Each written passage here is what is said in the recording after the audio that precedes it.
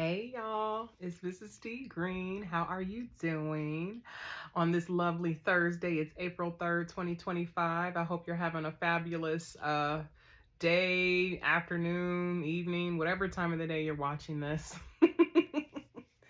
I had a pretty good week. Pretty good week. I am trying to tie up some some loose ends with some things, some business matters. I have an investment property that's giving me the blues. So, yeah, I'm trying to fine tune that and get that stressor off my plate. But let me tell y'all, it's not easy. It's hard out here for a pimp. As a single mother, and I'm a recent single mother, I'll admit that the adjustment is a little bit of a struggle. I do miss sometimes having a partner to be here and help me through all of this. But, I'm strong. God has not given me more than I can handle. And the way I see it, challenges get thrown our way as a means to help us evolve. So it's just, it's kind of like a video game, right? You have to conquer each level in order to go to the next. So while I want to complain and want to you know self pity in a way, no, let me take that back. I don't self pity. I try not to complain too much about it because I could have worse problems. Like, it's instead of looking at it like, oh, okay, with the investment property, for example, my house is paid off.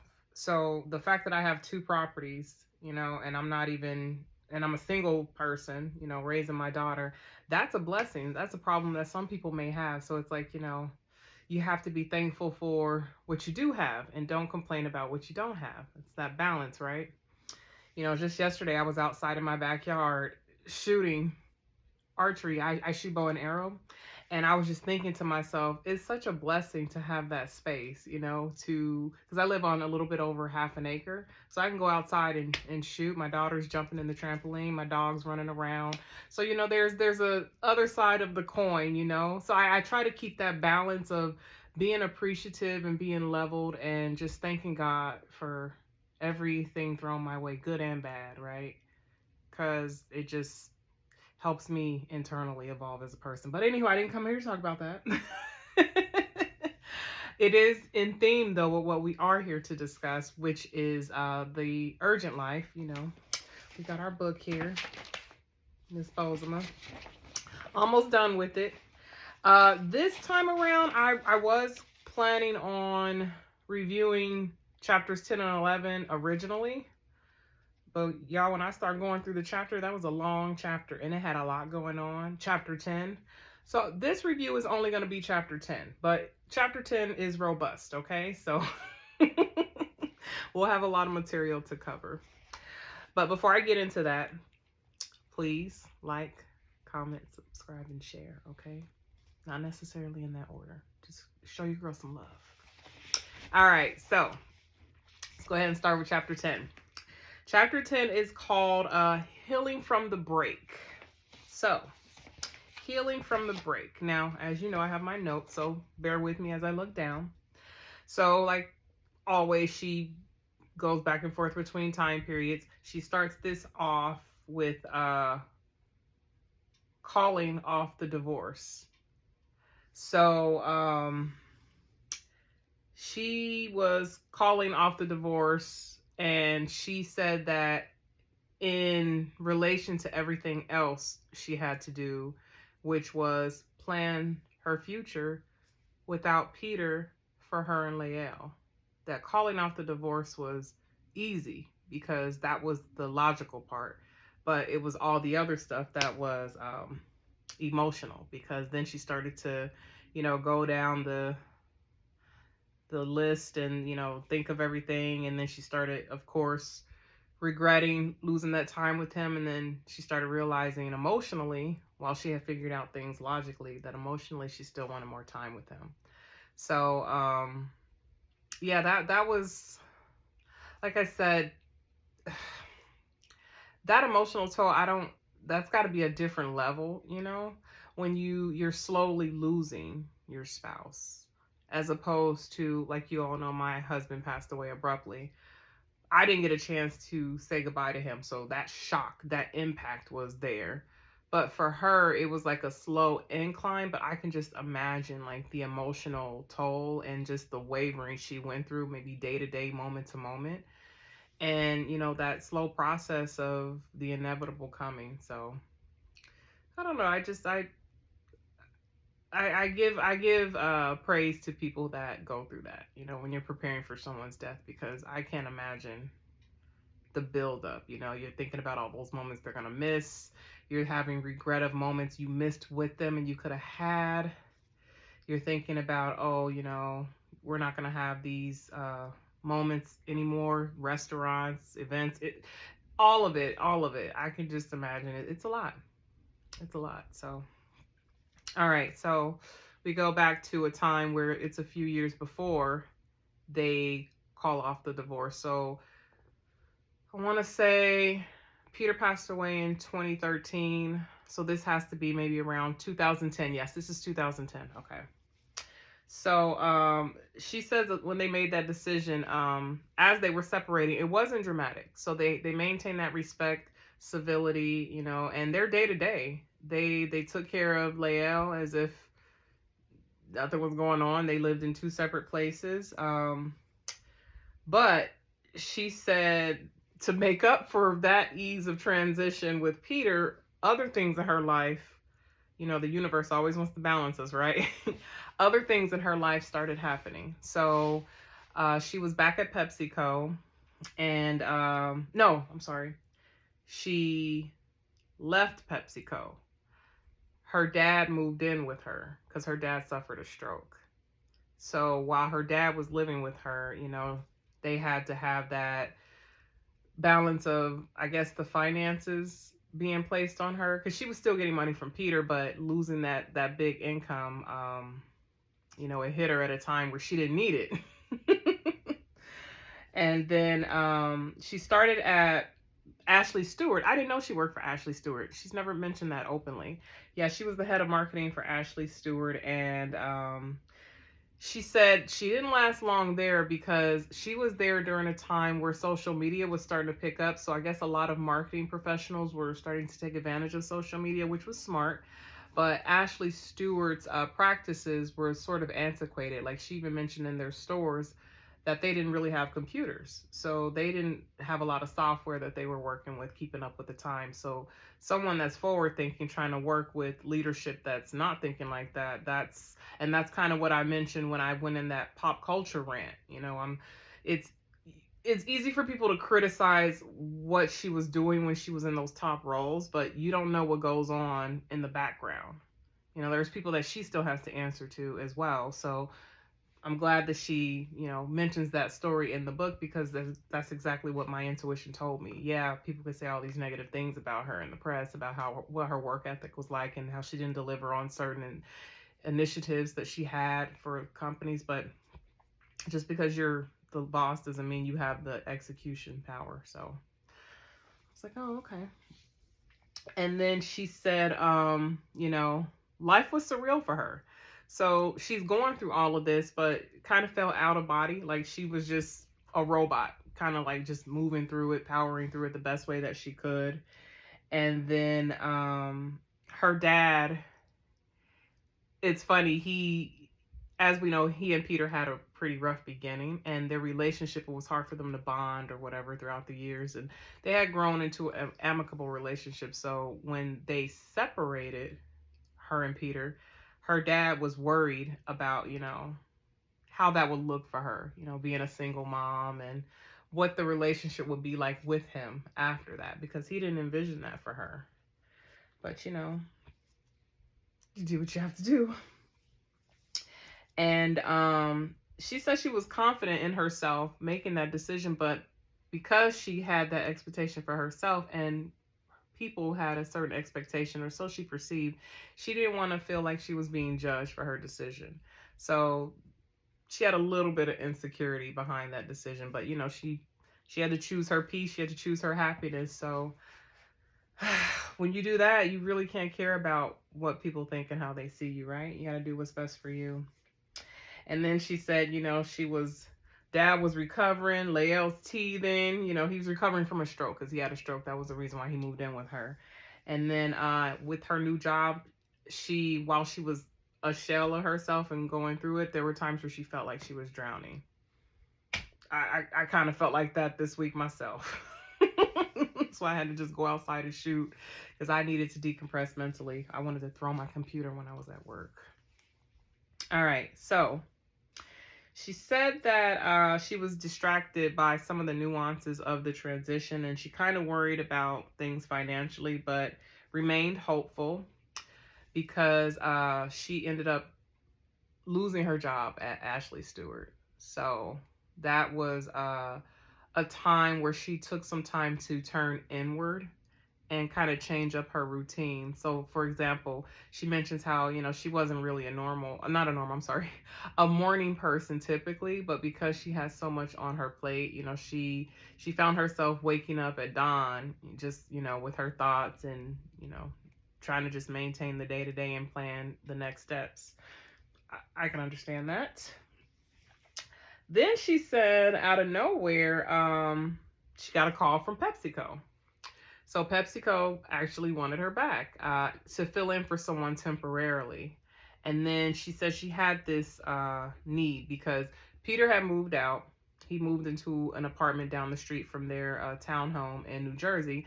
But Bozoma, she felt like she wasn't fully herself living in New Jersey because, the whole intention was for them to have more space and as a family unit. So now that was no more, she wanted to be somewhere where she felt she could thrive. So she decided to move back to Manhattan, and particularly she moved into an apartment in Harlem. And then, she said when she went back to Pepsi, she was a little bit ashamed because I guess when she left in a blaze of glory. So she kind of left controversial, but, she took the opportunity when it came back to her. So she said with that, she couldn't think too much about it, gave a number for her salary, and they gave it to her. So that's got to be pretty kick-ass, right? You think that they're going to rub it in your face or give you a hard time, and then you have leveraging power. That's pretty awesome. All right. So she says that New Year's Eve, going into 2011, she went to a house party. And this was with when she broke this person down, I'm just going to say this person is a friend or was a friend of mutual friends her and Peter had. Because the way she explained it, I was like, who was this person? But just a friend of a friend that's friend of the couple or whatever. So she said when she dropped Lael off to go to the party because her and Peter were sharing custody. So it was his turn to keep Lael. But she says she noticed that she heard a whimper, but she wasn't sure of what it was. So she said she got to the party, she took off her ring because she was starting to embrace the reality of what it was. But when she got to the party, she's kind of scoping it out. She wasn't really feeling it. All of a sudden, her friend noticed that her ring was missing. And then out of nowhere, Peter calls her on her phone, going off on her and real upset and asking her where was she and who was there and why wasn't she wearing her ring. And I'm like, she doesn't say, like, I think it was just fate. Like when people have soul ties or whatever, which I'm sure they're married and but I thought that was pretty amazing that at the same time in the book, her friend's asking her about her ring, because she didn't say if the friend called Peter or anything. Peter happens to call her and he's upset about her not wearing her ring. So that broke his heart. As I mentioned when I did an earlier recap, I don't think, well, it's obvious. Peter didn't want that divorce. He didn't want to separate from her. So I understand. Side note, y'all, I'll be honest. So I had to break up with someone. I think about my ex because he is so upset and bitter, and I'll admit I kind of I sideswiped him by ending the relationship, and part of me sometimes feels bad, but I had to choose, just like Bozoma, I had to choose me. And he is so angry, like he gets so upset because that love is still there. I feel sad for him now. I'm at a place where I'm like, I'm not so reactionary. It's like, oh, it breaks my heart that his heart is broken. So relationships, they play tricks on us, don't they? I couldn't go back to the man I left. If there was ever a chance for us to get back together, I cannot go back to the man I left. I would have to start out with someone new. He would have to have evolved and changed into a mature man. But I still think about him. Anywho. All right, so she said when her and Peter were having that exchange, he started crying, and then she became, emotional herself and started feeling guilty, and then she just was not feeling any of it and decided to, leave. So she didn't really get to enjoy her New Year's Eve, which that's how it is when you're settling into new routines, right? You kind of have to adjust. Yeah. All right, so she says she spent, winter, start of 2011, getting into her new routine, and Dad's health was improving, and her job at Pepsi got extended, so things were on the up and up, and she even when she moved to Harlem, she even said she got to have a parking spot.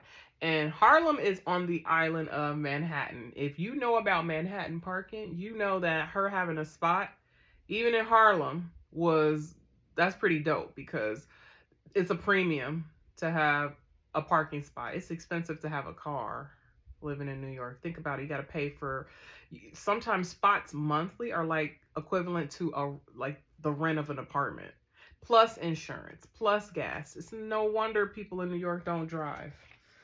All right, so but she said she felt alive, because she was back. She had a new life. So, she had that edge again that she originally went to New York with. She says that, she started getting back out there socially, and she was going to go to a Sade concert. She was at an event before then, a pre-event, and one of her friends, because she had an extra ticket, was supposed to go with her and ended up not going. So there was a mutual friend that they had, or someone, I guess he had some sort of proximity to the friend group, a gentleman named Lamar. She met a gentleman named Lamar. He was, former military, had 3 sons, and he himself had been divorced. So they bonded, and hit it off, went to the concert, and she said he was chocolate, tall, dark skin, after being with other than brother for a while, she was getting that itch. I understand. I understand. But she says while she was at this concert, that song that her and Peter danced to at their wedding, By Your Side, played, and then she got emotional and started crying, and her inner thoughts, she just didn't feel really like connecting with another man while she was thinking about her soon to be ex-husband. So he asked if she were okay, and he felt the shift, but I guess they lost contact after a while for that, until I guess a couple days later they ran into each other again, and she gave her his number, and they started talking. So she says their relationship grew, but she didn't tell Peter, because she looked at it like this: like they were in this weird transitory period where, yes, they were separating, that was the agreement, but she didn't feel like she had to introduce anyone unless she felt that person was the one, which is smart, because yeah, you have made this decision to leave your husband, but it's more than just, leaving your husband. You're breaking up your family unit. So before you bring anyone in, you want to make sure they're solid first, which is smart. I wish I would have been a little smarter this last time, because I didn't do that. I jumped right head in, emotions all in. I was so silly and just excited to be in love. But I told my daughter, I said, I will never do that to you again. Never. So I commend her for, having the temperance, the leveling, the emotional leveling, to understand that you just can't have anyone around. All right, so she says that because she didn't tell Peter, that bothered Lamar, and so red flags, because it's like, dude, don't pressure me to tell him. You have to understand, like, I just can't throw this on him. Like, I don't even know if you're forever, so back up. So But she did, she obliged him because she did, well, out of respect, just to honor Lamar's feelings too. Eventually did tell Peter. So she called him to dinner. Peter, of course, still being in love with her, probably thought this was going to be a date because she said she noticed when he arrived for dinner, he had on cologne, he had a fresh haircut. And she was like, oh, shoot, I can't mince words. I need to tell him what this is about. So she told him. And, of course, Peter didn't like that. And they did not have, like, it didn't blow up, but she could tell that it was like almost like Peter was a deflated balloon. So, but she said her and Lamar separated after that, a couple months after that. And, her and Peter would joke here and there about him, but they never spoke about him after that. So Lamar didn't last that long. I think she said he was around for less than a year. All right, so now we get into the health issues. So she had an aunt that lived in London that was battling breast cancer. And then not too long after that, her mother, living in Colorado Springs, was battling, if I'm not mistaken, it was uterine cancer. And so she went into remission, her mother, but then she was diagnosed with breast cancer. So her mother became really sick. She says that she was going back and forth every month to Colorado. Her and her sisters were, volunteering to take care of her, like just taking turns so that she always has someone with her. However, of course, that starts to take a toll. So she said that, she eventually had to move her mother to the East Coast with her. New York was expensive, so instead of putting her in an apartment in New York, they moved her to New Jersey so that she can go back and forth. And she said she was balancing a lot. And Peter, they're not legally divorced. They're still functioning as a family. So Peter was stepping in and helping her. When she had to go back and forth, think about this, back and forth across the George Washington Bridge, taking care of her mother. And then she's still working. And then she's got Lael. Lael's not even 2 at this point. And again, PepsiCo, she's back at PepsiCo. So it's almost like a new job. I mean, she's dealing with a lot. So the fact that Peter was showing up and helping, she saw them as more of like a team now. They were functioning as partners. And she says that she had been in 2 relationships within their separation. So it didn't, cross her mind. Peter hadn't dated anybody. And of course, he didn't want to leave her, so he wasn't going to do that. But she said there was one day she went over to his apartment and she saw a woman's shoes. And so she didn't mention anything to Peter about it. But the shoes somehow, I think he kicked them by accident. And so Bo saw them and they had to acknowledge them. And he told her he was dating this young lady named Angela. And so Bozema was like, of course, like us women, we get a little territorial, like, what the hell? What you mean you dating somebody else? No. No. You ain't supposed to. But, you called off the marriage, Bozema. You got to let them have that. So she said she had a little bit of dilemma in that she didn't want her to be black because she would have felt like Peter was replacing her.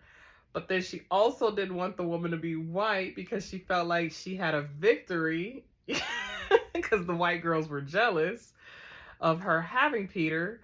So what does Peter do? Of course, this lady is not either of them. She's both.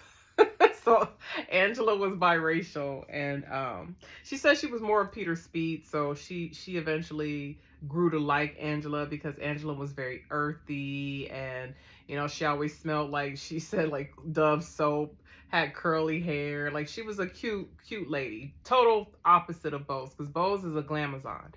Bose stays Louboutined out, hair straight, wearing the nice little pea coats and the suits, the stilettos, all that. So to have, Peter with someone that's total opposite of her, it's like, all right, why her? But I see, she ain't me. So go ahead. Us women, we're a trip, aren't we? I don't want you, but she can't have you either. That's funny.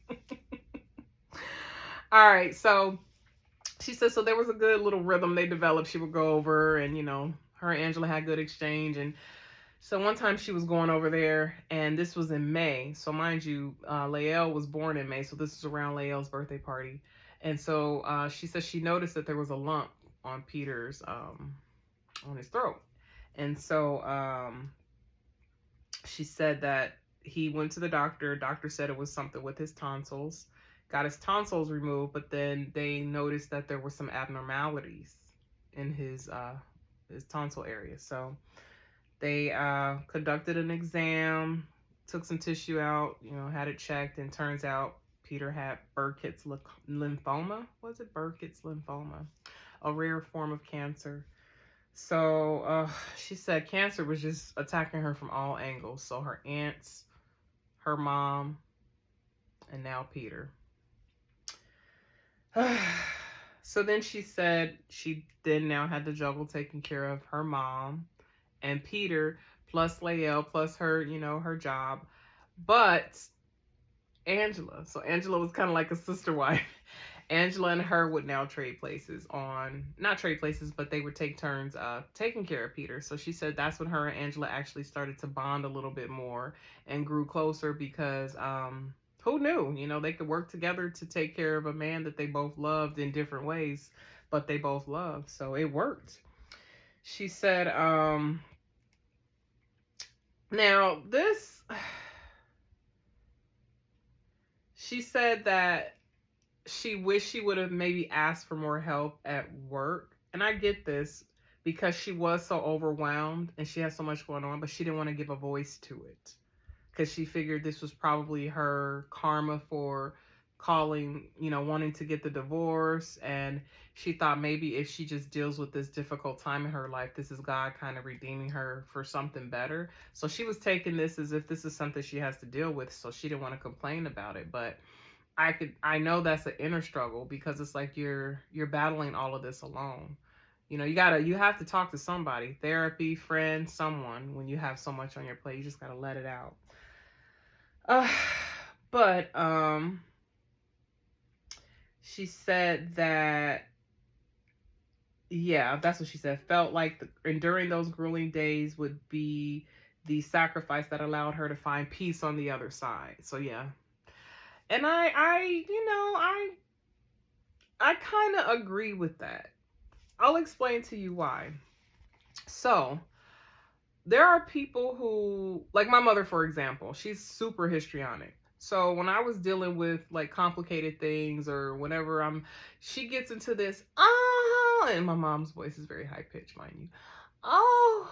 I'm just so sad you're going through that. That drives me crazy because I don't like feeling pitied, right? I don't like feeling like you have to feel sorry for me or, if I tell you something, it's not for, you to feel sorry for me or you can give me care or whatever, but like, then tap into how I need you to show up. Like when my husband passed away and I called everybody because I was just like, what the hell? Like my mom started freaking out. I said, Mom, please stop. Please don't react. I just need you to be calm. So I kind of get where she's coming from with that. I don't like feeling like I'm a victim. I don't. Because I feel like we're all meant to be challenged. And so like I mentioned earlier, it's like, going to the next level. You have to go through difficult times, in your life. No one is absolved of difficulty or challenges. So I know some people like to avoid conflict and they don't want to, deal with the muck in life, but I'm not like that. So, I could totally relate to her. Like I don't want to give a voice to it and I need to power through it because there'll be peace on the other side. It's funny, I actually have a tattoo on my thigh of a dagger going through my thigh and there's peace. The peace symbol is at the handle. So there's a knife cutting through me and then there's blood coming out. But that peace symbol is supposed to symbolize that you have to go through pain because you will find peace on the other side. I'm weird like that. One day I'll have to go over all my tattoos because I have like 23 of them. And they all have meaning. Every last one of them. All right. So, anywho. She said that her and Angela, when they would, be with Peter at his doctor's appointments, that it kind of threw everyone off. So, like, she remembers one time the family all showed up to the hospital, and her Angela was laying in the bed with Peter, which she says she even felt weird about it, but again, she's already accepted that this is what they're gonna do. And she said, the doctor even was like, okay, I got some forms for you guys to fill out. Who should I give them to? And Peter made it awkward by saying, give them to my wife. And of course, that made everybody feel uncomfortable. All right, so she says that there was a period where Peter may have been in remission. So they went to celebrate. They all went out to dinner to celebrate that. And she says she did get a tinge of jealousy because in that happy time, Peter would call her when he was going through like the hair loss and stuff. But in that celebratory happy moment, Angela was the one that was sitting next to him. So she said she felt a little way about that. But, it's just a casualty of your decision. And that's when she realized, all right, we're separated. It's time to file. We can't be in this place of purgatory. If this is going to be your life, this is going to be your partner, this is what it is, we need to make a decision. So she says that, going through that process, they both got lawyers. And again, they had civility and they were amicable. They were still functioning as a family. So they were okay with, calmly exiting the marriage. But she says the lawyers seemed like they wanted to be more combative, and her and Peter would, be in court, like, what do they call it? What is it called? Litigation? Is it litigation? Or I don't know. I have never gone through a formal divorce. My first divorce was kind of ghetto. So I don't know what that process is. But she says like her and Peter would be looking at each other like, what the hell is going on with these lawyers? Why are they like, do they not know us? Like they were just trying their best to make it difficult, and they didn't want that. Like they would throw out scenarios. Like they had a discussion, her and Peter, that one day they would move to Spain. So the lawyers, I guess, didn't know that they had this discussion. So Peter's lawyer all of a sudden threw out, well, what if Peter wants to move to Spain? Who's going to take care of this? Who's going to take care of that? And Bowles told the lawyer, well, I'll just go with them. We figured it out. So that's crazy that the lawyers were trying to like get them to draw blood on each other. Just keep them in business, right? All right. So she said though that tension started to kick up between her and Angela though, because I guess Peter was starting to get upset about things that were going on while they were going through the divorce. And he was voicing his opinion to Angela. So, of course, Angela's like, well, you still seem sort of emotional about this. What the hell? And even Bo said, looking back, that had to be hard on her, being with a man that was still married and very much in love with his wife, like trying to move on, but you could tell he still was in love with his wife. So it was like Angela knew she was always going to play second to Bowles. And so she started to get a little frustrated with Bowles. And she says their little sister-wife arrangement started to come to an end because I guess the reality was setting in for everyone. And then she said once they... Oh, this is when they found out Peter's cancer was terminal.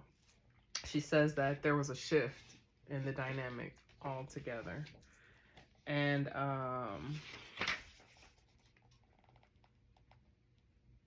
oh yeah, she says all of a sudden their grievances or all the issues that they were starting to have with each other, so Peter's grievances or whatever, none of that mattered anymore. So, because it's like, all right, he's not dealing with the disease that he has to recover from. The end is coming, so we have to do what we have to do. But she says something on page 220 that I wanted to talk about. I highlighted this. All right, so this is about light. This is a metaphor. Let me read it. She says, that day Peter's mother called me in my office. When I rushed to the hospital into his room and Peter told me he was dying, the light went out. not with a flicker, but with a gasp, like a candle extinguished in a hurricane. I haven't used the phrase light at the end of the tunnel since that day. I realized that when you're in darkness, instead of waiting for a ray of sun to appear, you sometimes have to find the light within. You have to conjure the match, spark the flint, and ignite it yourself. I learned that it was up to me to create the dawn.